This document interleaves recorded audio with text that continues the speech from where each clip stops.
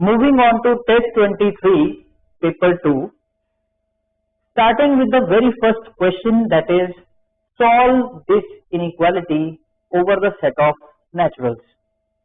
इस inequality को solve करने का मतलब we have to find all those natural numbers x जो इस inequality को क्या करें, satisfy. So first of all, open these brackets, so we will get 12 minus 4x greater than equals to 3 minus 3x. In order to find x, तो हम x वाली terms एक side पे इकट्ठी कर लेते हैं. तो adding 3x on both side we will get 12, 3x add करा तो we will get minus x greater than equals to 3.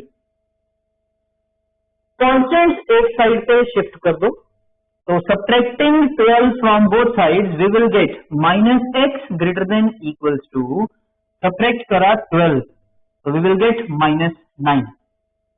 अब ध्यान से हमें x चाहिए, x तक पहुंचने के लिए मल्टीप्लाई बोथ साइड्स बाय -1, तो वी विल गेट x और इधर -1 से मल्टीप्लाई करा तो 9. एंड इनफैक्ट इनइक्वालिटीज में नेगेटिव साइन से मल्टीप्लाई करते हो तो sign of inequality will change. But ध्यान से आंसर यहीं पे मत छोड़ना, क्योंकि लिखा हुआ साथ में where x belongs to set of natural. तो कौन से natural number less than equals to 9. So finally the answer is x will be equals to 1, 2, 3, 4, 5, 6, 7, 8 and equality है तो 9. This is the final answer. हाँ जी. Now next question is, if z1 is given, z2 is given, we have to find this modulus. ये find करने के लिए सबसे पहले z1 z2 की वैल्यूज सब्स्टिट्यूट कर दो. तो we will get z1 is 3 minus iota plus z2 की जगह पे रखा 2 plus iota plus 1 whole divided by z1 की जगह पे 3 माइनस आयोटा माइनस z2 की जगह पे 2 प्लस आयोटा एंड प्लस 1. हाँ जी. तो जैसे ही आप रियल टर्म्स अलग से ऐड करोगे, यहाँ पे इमेजिनरी पार्ट अलग से ऐड करोगे, after simplification you will get 6/1 minus iota का मॉडुलस. एंड इनफैक्ट मॉडुलस की property, modulus of quotient of two complex numbers is same as quotient of their moduli. तो न्यूमरेटर का मॉडुलस अपॉन डिनोमिनेटर का modulus 1 minus iota. अब जैसे ये modulus find करोगे you will get 6/√2 and after simplification the final answer will be 3√2. हाँ जी. Now passing on to next question, that is find the equation of a circle whose centre is given and which cuts off a chord of length 6 unit on this given line. तो basically हमें centre के coordinates पता है 2, -3 and line की equation पता है. Sir मान लेते हैं ये है वो line whose equation is 2x minus 3y minus 26 equals to 0. Circle with centre this and इस लाइन पे chord ऑफ लेंथ 6 यूनिट चाहिए. तो मान लेते हैं ये बन गया वो सर्कल आपके पास. सेंटर दिस एंड ध्यान से इस कॉर्ड की लेंथ दैट इज 6 यूनिट्स. अब देखो सर्कल की इक्वेशन लिखने के लिए आपको दो चीजें पता होनी चाहिए. One is centre of the circle जो ऑलरेडी गिवन है, and the second one is radius of this circle. तो कुल मिलाकर रेडियस ढूंढना है. रेडियस कैसे ढूंढे? आपको पता है सेंटर एंड इस कॉर्ड की लेंथ, इनका यूज करके रेडियस कैसे फाइंड करें? याद करो आप जूनियर क्लास में एक रिजल्ट पढ़ा हुआ है. अगर मैं सेंटर से परपेंडिकुलर ड्रॉप कर दूं ऑन द कॉर्ड तो that will bisect the chord. तो सेंटर से मैंने परपेंडिकुलर ड्रॉप करा, so this point is O and this is P. तो जैसे परपेंडिकुलर ड्रॉप करा that will bisect this chord से AB। तो ये लेंथ और ये लेंथ आपस में बराबर, टोटल 6, तो ये कितनी हो गई 3 यूनिट। अब हमारा टारगेट तो रेडियस फाइंड करना है। अगर आप ध्यान दो, अगर मैं O एंड A पॉइंट को ज्वाइन कर दूं तो this is nothing but the radius of the circle. तो रेडियस मैं फाइंड कर सकता हूं from this right angle triangle OAP, provided मेरे को ये लेंथ पता चल जाए। तो रेडियस से टारगेट शिफ्ट हुआ and we have to find this length D। And in fact D length बहुत इजीली निकाल सकते हो, पॉइंट पता है, लाइन की इक्वेशन पता है, तो ये बेसिकली है क्या, पॉइंट का डिस्टेंस इस लाइन से। तो D is equal to mod of, ध्यान से x की जगह पे रख दो x coordinate of this point, तो 2 इंटू 2 माइनस 3 इंटू y की जगह पे रखा पॉइंट का y coordinate minus 26 divided by root of x के कोएफिशिएंट का स्क्वायर प्लस y के कोएफिशिएंट का स्क्वायर। एंड इनफैक्ट जैसे आप इसको सिंप्लीफाई करोगे you will get D as root 13। And once D आ गया, जैसे ही आप इस राइट एंगल ट्राइंगल में पाइथागोरस थ्योरम लगाओगे you will get this radius OA as root 22। Circle का सेंटर पता है, रेडियस हमने फाइंड कर लिया। Now we can easily write equation of this circle, that is x minus centre का x coordinate इसका whole square plus y minus centre का y coordinate that is -3 इसका whole square equals to r square means radius का square. And जैसे इसको simplify करोगे you will get equation of the required circle.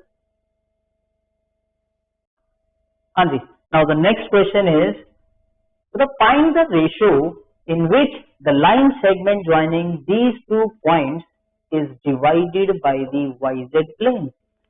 So the line segment joining these 2 points, the points हैं 2, 4 and 5 and दूसरा point है 3, 5, -4.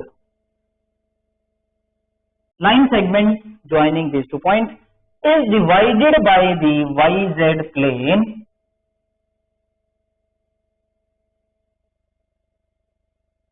ये आ गया जी आपके पास YZ प्लेन। तो हमें फाइंड करना है ratio in which this plane is dividing this line segment. तो रेशो फाइंड करने के लिए मैं काम करता हूं, मैं रेशो मान लेता हूं, let the ratio B K/1। तो आपको एक ही अननोन निकालना है दैट इज K, 1 अननोन। तो आपको कुल मिला के एक इक्वेशन ढूंढनी है। इक्वेशन कैसे ढूंढें अब, फॉर दैट देखो कंडीशन इज ये प्लेन जब इस लाइन सेगमेंट को इंटरसेक्ट करेगा you will get only 1 point and in fact this point is lying on YZ plane. और अगर आप ध्यान दो ये प्लेन इतना नाइस है, कौन सा प्लेन है YZ plane. We know that any point on this plane उसका x coordinate will be 0। तो कंडीशन हमने ढूंढ ली, कुल मिला के आपको इस पॉइंट के कोऑर्डिनेट चाहिए बस। And we can easily write coordinates of this point using section formula. इस पॉइंट के कोऑर्डिनेट्स आपके पास आ जाएंगे, ध्यान से k इंटू दिस 3k plus 1 into 2 upon k+1 comma k into 5 plus 1 into 4 upon k+1 comma -4 into k plus 1 into 5 upon k+1। तो ये आ गए आपके पास इस पॉइंट के coordinates and the condition is since this point is lying on YZ plane तो इसका x coordinate 0। तो 3k plus 2 by k plus 1, this x coordinate is definitely equals to 0. तो जैसे ही आप इस इक्वेशन को सॉल्व करोगे, you will get k equals to minus 2 by 3. अब ध्यान से k की वैल्यू नेगेटिव आई, तो इट मीन्स फाइनल कंक्लूजन क्या दोगे?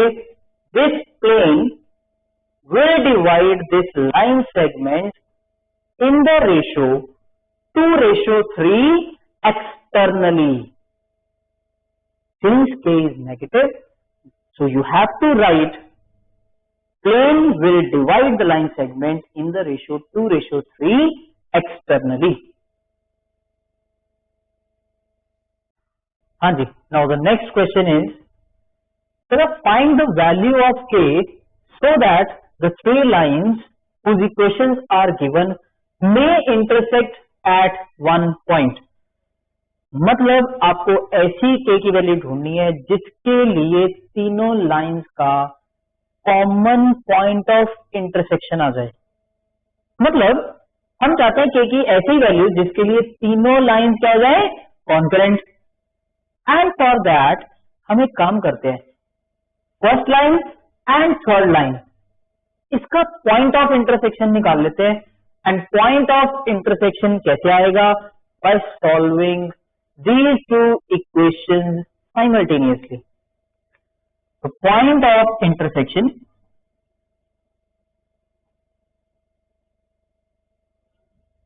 Of two lines 3x plus 5y minus 17 equals to 0 and 7x minus 2y plus 15 equals to 0. जैसे आप इन दोनों इक्वेशन को सॉल्व करोगे, you will get the point -1, 4.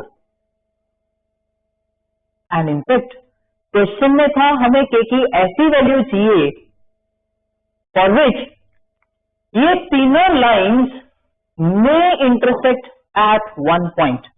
मतलब तीनों का कॉमन ऑफ इंटरसेक्शन. तो ये पॉइंट इस लाइन पे भी लाई करेगा, तो इसी इक्वेशन को क्या करेगा? सेटिस्फाई. तो पुट कर दो k इंटू एक्स की जगह पे -1 प्लस 4 इंटू वाई की जगह पे पॉइंट का y coordinate -7 equals to 0.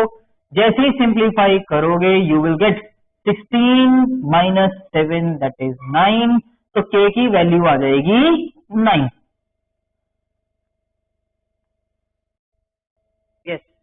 Now the next one is find the coordinates of foci, vertices, eccentricity, length of latus rectum, and equation of directrices of this hyperbola. तो जो भी quantities आपको find करनी है, तो सबसे पहला स्टेप है आपको हाइपरबोला की इक्वेशन स्टैंडर्ड फॉर्म में लिखनी है. एंड फॉर दैट यहां होना चाहिए 1. तो divide both sides by 576. Simplify करोगे you will get y² by 36 minus x² by 64 equal to 1. और अगर आप ध्यान दो y² के साथ है पॉजिटिव, तो इसको मैं कंपेयर करूंगा इस स्टैंडर्ड हाइपरबोला से x² bye b² equal to 1. तो जैसे ही कंपेयर करोगे a² is 36, b² will be 64 and in fact देखो क्योंकि y² के साथ पॉजिटिव है तो इस हाइपरबोला की transverse axis will be along y axis. तो हाइपरबोला बनेगा ऐसा.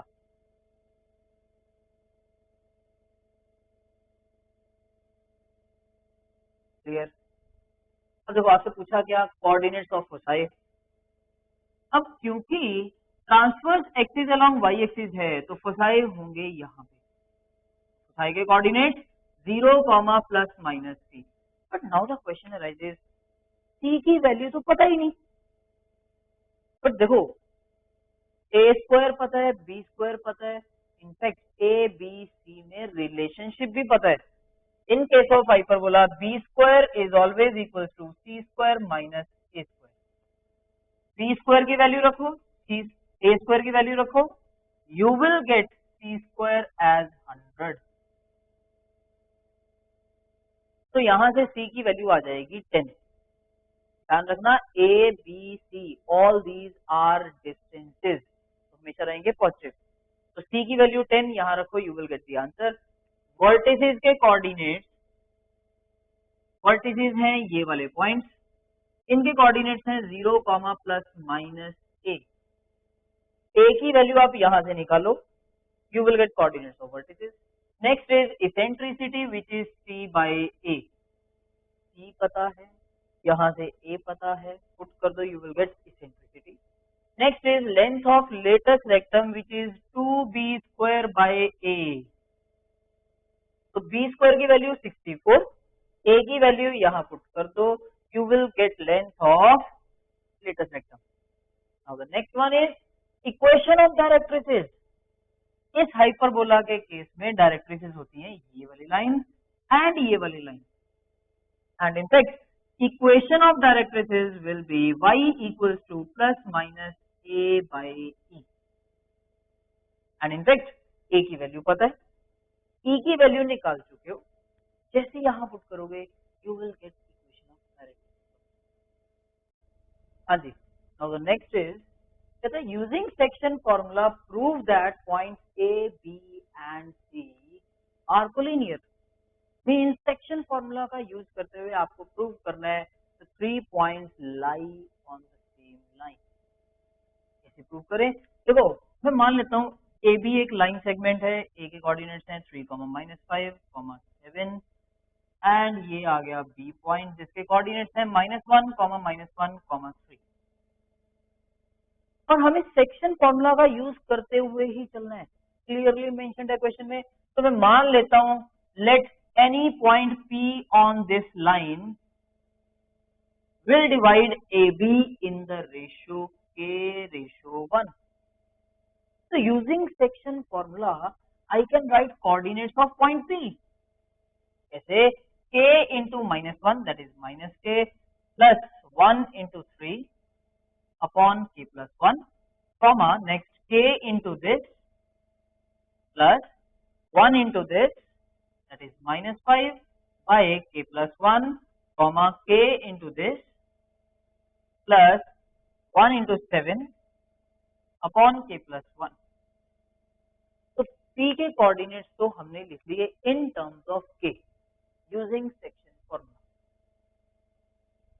अब हम चेक करेंगे क्या किसी रियल वैल्यू ऑफ k के लिए ये जो पॉइंट है इसके कोऑर्डिनेट c से तो नहीं मैच करते। For some value of k क्या ये कोऑर्डिनेट्स c के कोऑर्डिनेट्स मैच करेंगे? Let's see. तो मैं x कोऑर्डिनेट यहां से उठा लेता हूं और c के x कोऑर्डिनेट के बराबर रख देता हूं। लेट्स सी क्या हमें कोई k की रियल वैल्यू मिलती है, यहां से x कोऑर्डिनेट और c पॉइंट का x कोऑर्डिनेट। तो जैसे ही क्रॉस मल्टीप्लाई करा you will gate 2k plus 2। तो k की वैल्यूज ले आओ एक साइड पे, you will gate -2k, -k, -3k और ये 3 उधर जाके सब्ट्रैक्ट हुआ तो यू विल गेट -1। तो k आ गया 1/3। तो हमें रियल k मिल तो गया। अब चेक कर लेते हैं क्या k इक्वल टू 1/3 यहां पुट करने पे y कोऑर्डिनेट भी मैच करेगा? Let's see. तो k की जगह आप रख दो 1/3 अपॉन k की जगह 1/3 plus 1।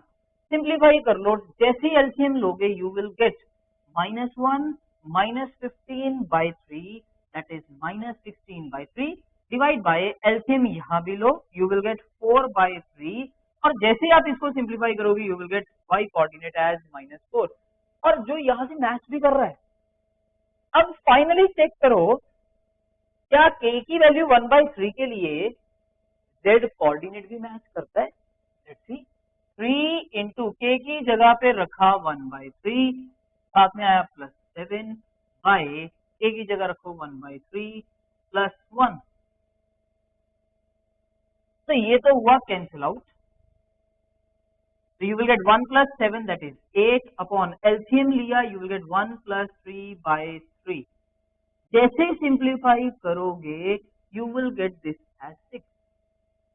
So it means k की वैल्यू 1/3 के लिए x coordinate, y coordinate and z coordinate of this P point will match with P point.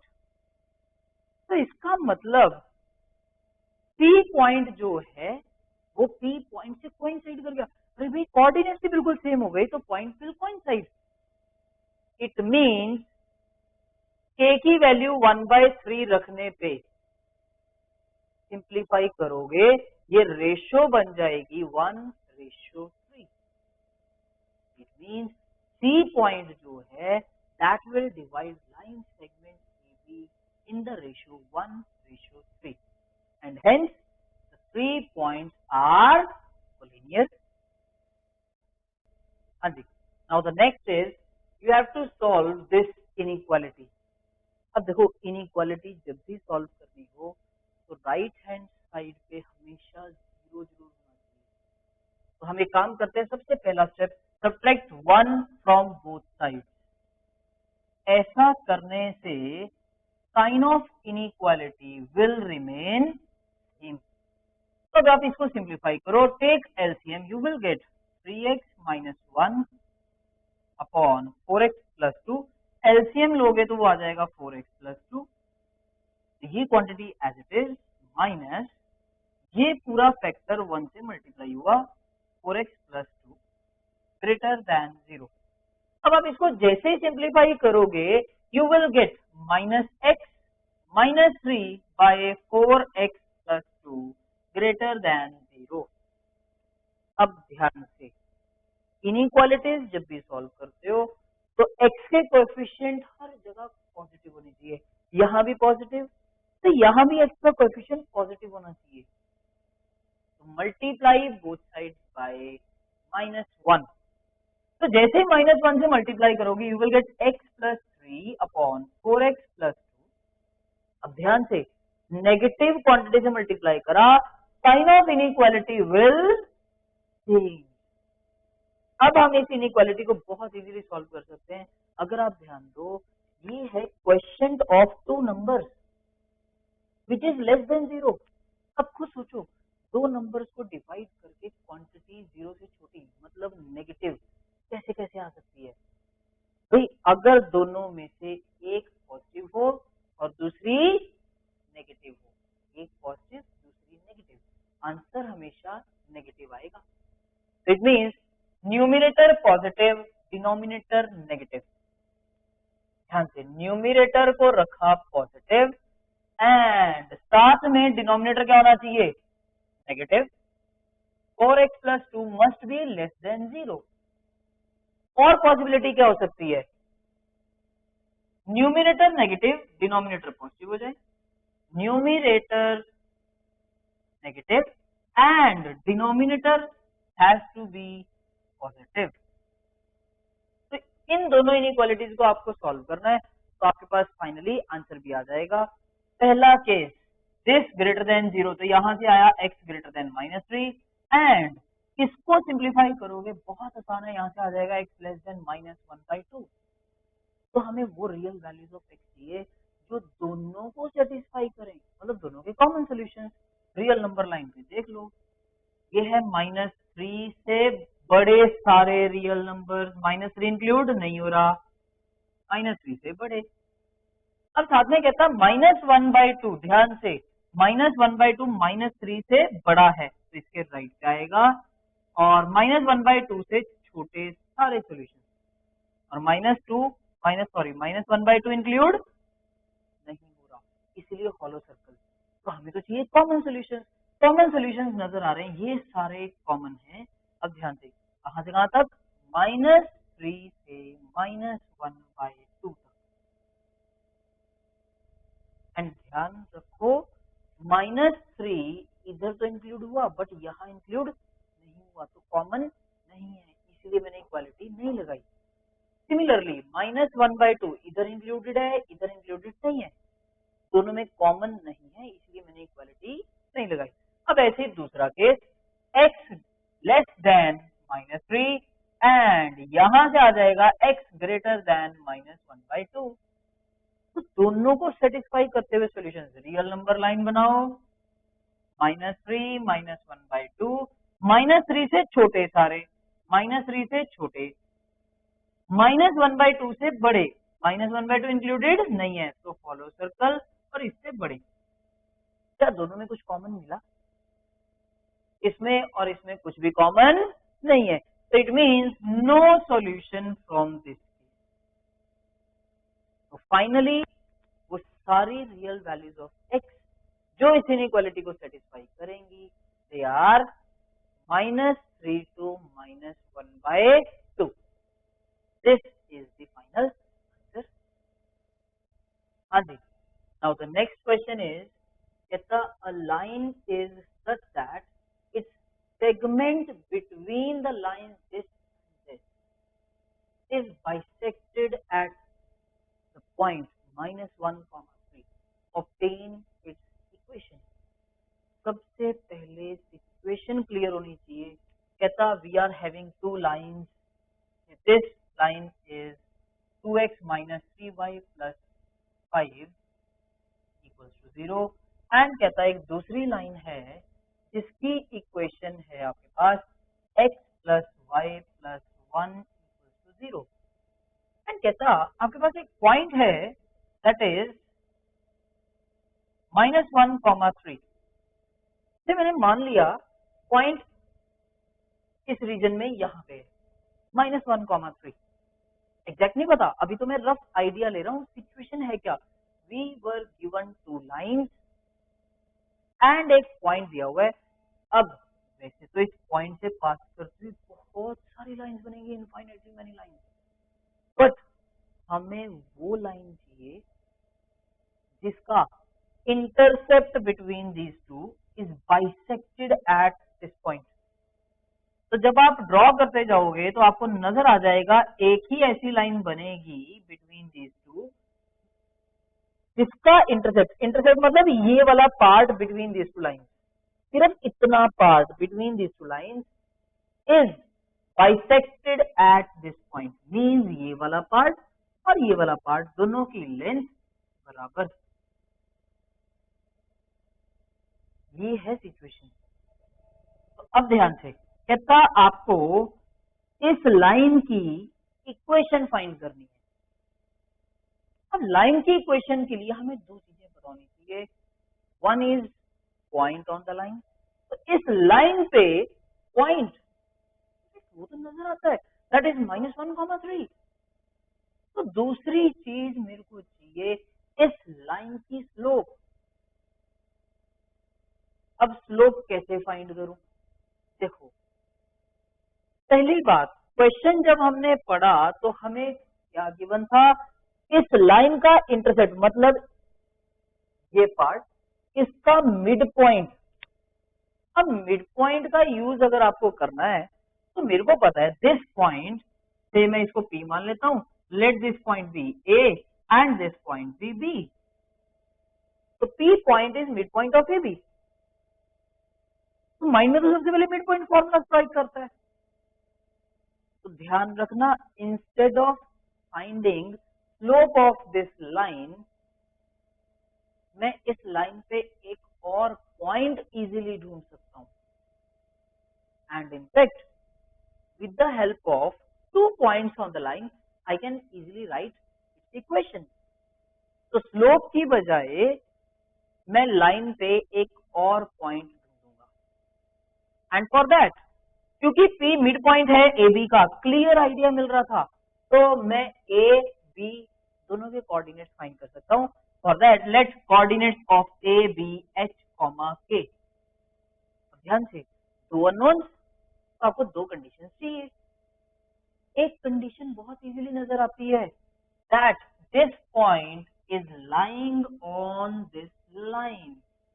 अगर पॉइंट लाइन पे लाई कर रहा है तो उसकी इक्वेशन को क्या करेगा, सेटिस्फाई. तो आप पुट कर दो x की जगह पे h -3 × y की जगह पे पॉइंट का y कोऑर्डिनेट +5 = 0. तो ये आ गई आपके पास h और k में पहली कंडीशन. तो h और k में मेरे को एक कंडीशन और चाहिए, दूसरी कंडीशन, वो कहां से लाऊं? अरे भाई क्लियरली नजर आ रहा है आपको इस लाइन की इक्वेशन भी तो पता है, इसका भी यूज करना है। कैसे करूं? अब यहां तक पहुंचने के लिए देखो बी पॉइंट इस लाइन पे लाई कर रहा है, तो अगर बी पॉइंट लाइन पे लाई कर रहा है तो उसकी इक्वेशन को तो सेटिस्फाई करेगा। बट क्वेश्चन अराइज होता है, अरे भाई बी के कोऑर्डिनेट्स तो पता ही नहीं। कोई बात नहीं, देखो ए एंड बी का मिड पॉइंट तो पी है, तो मिड पॉइंट फॉर्मूला का यूज करते हुए मैं बी के कोऑर्डिनेट्स इजीली लिख सकता हूं। अब ध्यान दो, एक्स कोऑर्डिनेट ढूंढने के लिए लेट द एक्स कोऑर्डिनेट, अभी मैं for the time Bing x1 मान के चल रहा हूं इसको, तो ध्यान से h plus x1 by 2, mid point formula लगाया इन दोनों का, किसके बराबर आना चाहिए? p पॉइंट के x कोऑर्डिनेट के बराबर। सिंप्लीफाई कर लो, x1 की वैल्यू आती है -2 - h, तो x1 की वैल्यू आ गई in terms of h। Similarly y coordinate भी निकाल लो, let the y coordinate be y1, तो k plus y1 by 2 will be equal to mid point का y कोऑर्डिनेट। सिंप्लीफाई करोगे y1 की वैल्यू आएगी 6 माइनस k, y1 की value आ गई 6 माइनस k। अब देखो b के कोऑर्डिनेट्स आ गए, अब हम आगे इजीली बढ़ सकते हैं। b point is lying on this line, तो उसकी इक्वेशन को क्या करेगा? सेटिस्फाई। तो आप x की जगह पुट करो b पॉइंट का x कोऑर्डिनेट -2 - h, फिर आया प्लस y की जगह पे पॉइंट का y coordinate 6 minus k and साथ में कांस्टेंट +1 = 0। तो जैसे ही सिंप्लीफाई करोगे you will get -h - k -2 + 6 + 4 + 1 that is 5 = 0। तो ये आ गई h और k में दूसरी कंडीशन। अब आप इन दोनों इक्वेशंस को जैसे साइमल्टेनियसली सॉल्व करोगे तो you will get h, k as क्या आ जाएगा ये 2, 3।